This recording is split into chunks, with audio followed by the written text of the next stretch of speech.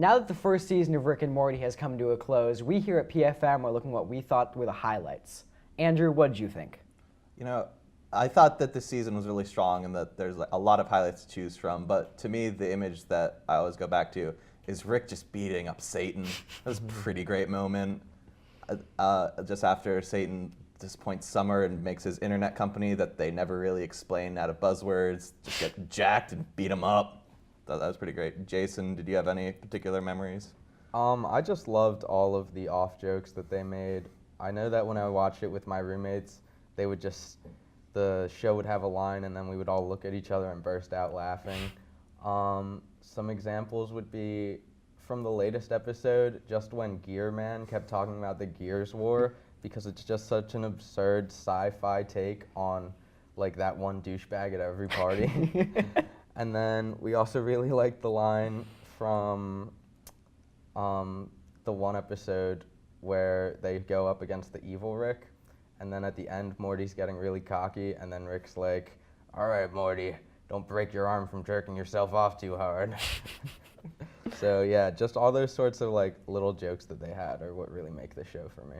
Yeah, I definitely think that the dynamic between Rick and Morty was really great because like they're voiced by the same guy, you know, so it's like it's all in his head, you know, and he doesn't have to bounce off of anybody else. I think that's what made it like so much great because it's like just like looking in one guy's head and he's like controlling the whole thing, and kind of like in the earlier in the season in the like hologram episode where they were all in a simulation, and it's all just like based off of like those corny jokes that you would like say with your friends, like realize, and you're like, oh my gosh, I enjoy this all the more because this guy's just as cheesy as we are. So yeah, maybe I'm in the minority here, but I didn't actually know that Rick and Morty were done by the same voice actor. That's actually really heavily impressive. Yeah, no, for me, I think that the highlights of the season were definitely the Rick meets the devil episode, because it's like a lot of what that episode did is it took that episode trope of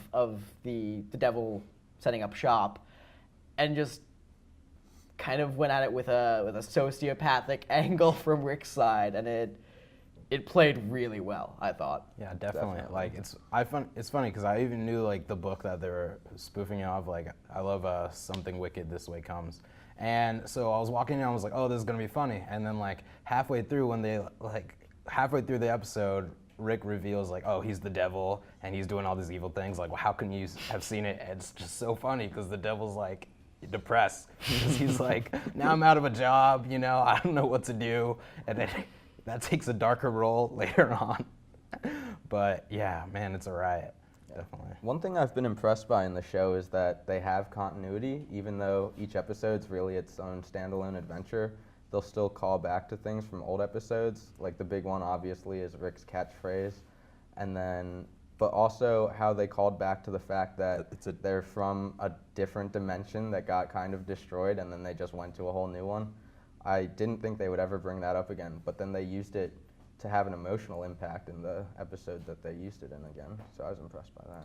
Yeah, I also really liked that when they made fun of something, it wasn't like they made a one-off reference. They devoted an entire episode to how Inception is dumb, or how the Titanic was way too overindulgent, or how M. Night Shyamalan's a fool.